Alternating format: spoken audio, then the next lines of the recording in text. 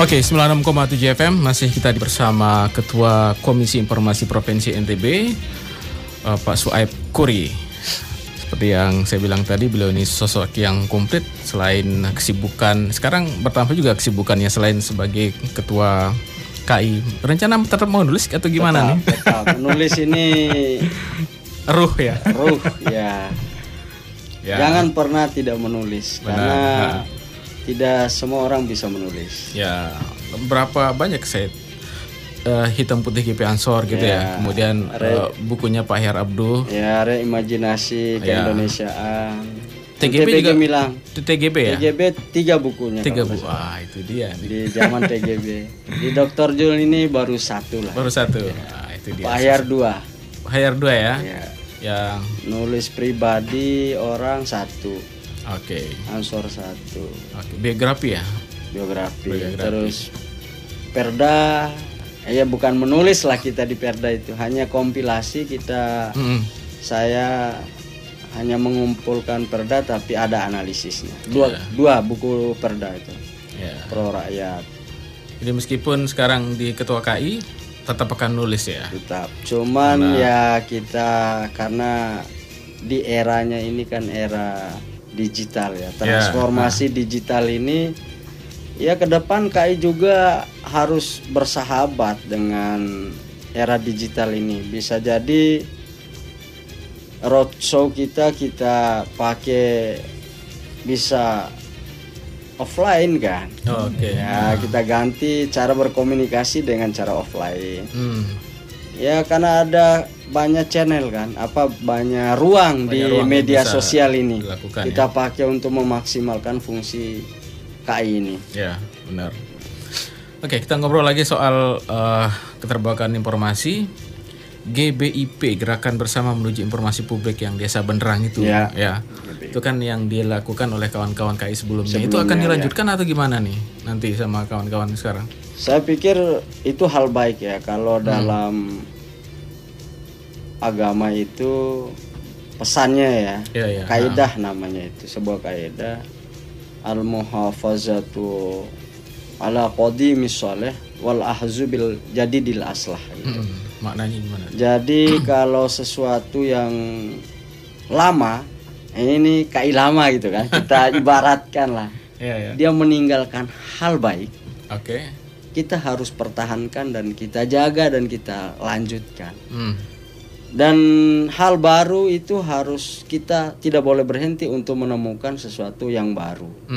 Jadi kita kalau DPID ini, Desa Benderang Informasi ini baik, menurut persepsi publik, ya kita harus lanjutkan. Nah, secara kuantitas, tetapi kita ingin masuk pada secara kualitas ya.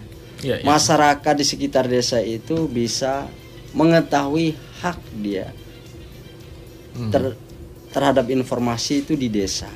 Nah, ini kan baru yang diorganisir ini kan desa gitu kan. Desa agar mau menjalankan amanat undang-undang tentang keterbukaan informasi. Nah, seberapa besar animo masyarakat atau keingintahuan masyarakat di satu desa itu tentang informasi itu, nah itu belum kita melakukan monef ya, atau inventarisasi. Desa ini betul dia informatif dalam hal apa saja, terus jumlah masyarakat atau pengguna informasi ini seberapa aktif di masyarakat itu. Nah, itu berarti kita ke depan ini kalau sudah ada profil desa, prototipe desa di NTB ini ada 10, ya secara kuantitas kita ke depannya lebih banyak lagi. Sehingga masyarakat mengakses informasi desa itu tanpa ada beban lah, tanpa ada diprovokasi oleh orang gitu, atau kelompok apapun. Ya memang hak dia untuk mendapatkan informasi. Bukan diprovokasi oleh si A si B, cari informasi sana. Ini tidak. Dia memang sudah ada kesadaran masyarakat untuk memperoleh informasi baik di desa maupun di kabupaten maupun di provinsi, secara pribadi atau organisasi yang berbadan hukum. Itu amanat undang-undang itu. Itu ya. Nah, kalau yang saya baca ini Pak Bro, 1.500 badan publik se-NTB, mulai dari OPD, parpol, sekolah, seperti kita desa tadi itu juga ya, fasilitas kesehatan dan sebagainya. Gimana cara memastikan ribuan badan publik ini agar mereka aware bahwa ayo terbuka gitu, gimana ke depannya nih?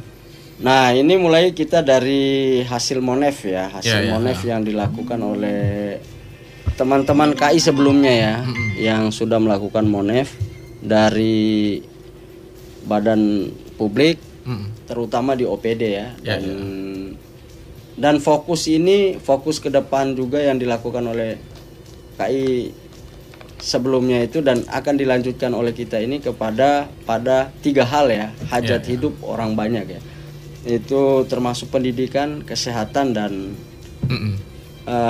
sekolah gitu ya. Ya, nah, bagaimana pertanyaannya tadi itu bagaimana bisa mengelola sekian ribu ini badan publik ini. Nah kita pada prinsipnya menjalankan amanat undang-undang itu, kalau kita organisir inventarisasi mana badan publik yang informatif itu yang kita tularkan gitu kan. Nah, tularkan ya sampai ke 4 tahun target kita itu dari 15 minimal OPD aja ya, mulai dari, karena OPD ini ujung tombak ya.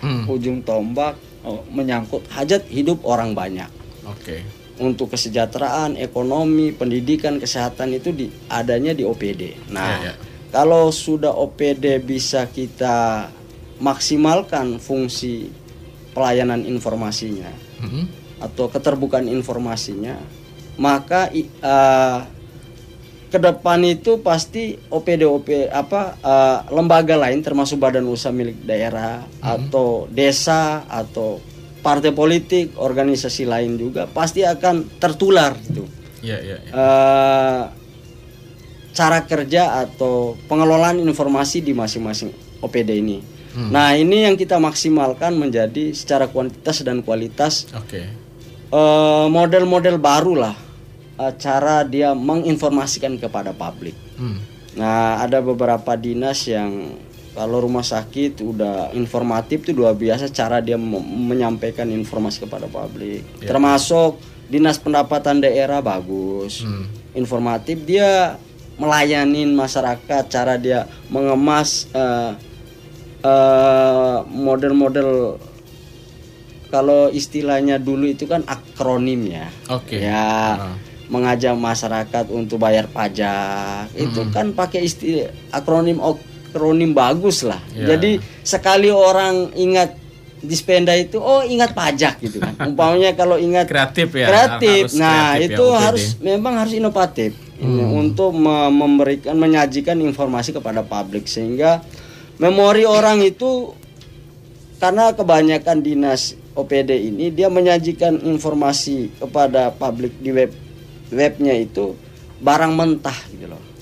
Gitu ya. Tidak dikelola dengan cara inovatif. Ya, dulu kan zaman jadi di era Dr. Jul ini banyak pejabat yang kreatif, tapi oleh pengelolanya ini yang di PPID-nya ini yang mungkin tidak disupport secara maksimal ya. Tapi kedepannya kita dorong, kita latih mereka ini. Penguatan pada PPID berarti ya. PPID-nya ya, setiap OPD itu kan. Itu ya, sehingga dia menyampaikan informasi publik melalui webnya itu. Ya, dengan konten yang bagus lah gitu, yang menarik lah gitu. Nah, saya pikir itu ke depan 2-3-4 tahun yang ke depan ini di kepemimpinan kita dan membangun kerjasama dengan OPD dan para pihak ini, stakeholder yang lain ini, saya yakin lah target NTB yang informatif di peringkat 1-2 itu bisa tercapai lah. Itu. Sisi lain dari pengelolaan informasi yang tidak kalah penting, saya pikir misalnya KI memiliki tantangan berupa banyaknya hoax ya, atau misinformasi terhadap suatu informasi atau terhadap satu program penting, katakanlah di masa COVID ini ya. terkait dengan simpang siur masalah COVID, kemudian vaksinasi, banyak hoax di sana gitu, sehingga masyarakat menjadi takut gitu. Nah, apakah KI juga berperan meluruskan informasi-informasi yang hoax, misinformasi, sehingga pembangunan menjadi terarah gitu? Masuk ke sana nggak itu KI? Ya, sebagai Komisi Informasi tidak meluruskan lah. Okay. Sesuai dengan undang-undang sebenarnya tugasnya, karena ada informasi yang disampaikan secara informasi yang dikecualikan itu ada. Pasal 17 itu ya, kenapa umpamanya ada orang bertanya, kadang-kadang itu jadi perdebatan, kenapa sih identitas orang tidak disebutkan. Memang di pasal 17 Undang-Undang Nomor 14 2008 itu tidak boleh pribadi. Itu menyangkut privasi orang, itu tidak boleh disebutkan namanya gitu. Okay. Nah, persoalan hoax itu kan tugas bersama lah itu. Tugas bersama karena banyak kesadaran masyarakat ini untuk mengetahui dan memperoleh informasi ini. Dia kalau di agama itu diajarkan kita itu tabayun. Ya. Menyaring lah ya. Tugas pemerintah juga sebelum menyampaikan informasi juga harus disaring dulu, mana yang darurat, mana yang tidak, mana yang ini bahaya bagi masyarakat itu kan. Tapi saya mengamati ini berita-berita atau informasi yang disajikan oleh pemerintah ini hampir ini mendorong masyarakat untuk optimis, saya lihat. Dan itu kalau sudah pemerintah saja mengajak masyarakatnya untuk optimis dan yakin bahwa di era pandemik ini kita punya semangat kebersamaan, kita punya motivasi untuk hidup sehat melawan COVID ini, kan sedikit ruang Komisi Informasi ini ya tugasnya hanya menyajikan atau memberikan masyarakat edukasi sebenarnya, untuk edukasi untuk memperoleh informasi yang benar, gitu aja. Ya. Kawan Global, kurang lebih 1 jam kita berbincang dengan Suaib Kori. Beliau ini adalah Ketua Komisi Informasi Provinsi NTB yang baru saja dilantik tanggal 4 Maret lalu bersama 4 orang, yaitu Pak Badrun AM, kemudian Pak Sansuri, Pak M. Zaini, Pak Sarudin. Kita 1 jam berbincang terkait dengan bagaimana seluruh badan publik itu memberikan akses informasi yang sesuai dengan aturan. Kawan Global, demikian perbincangan kami. Terima kasih Anda sudah mendengarkan. Saya Faris undur diri. Assalamualaikum warahmatullahi wabarakatuh.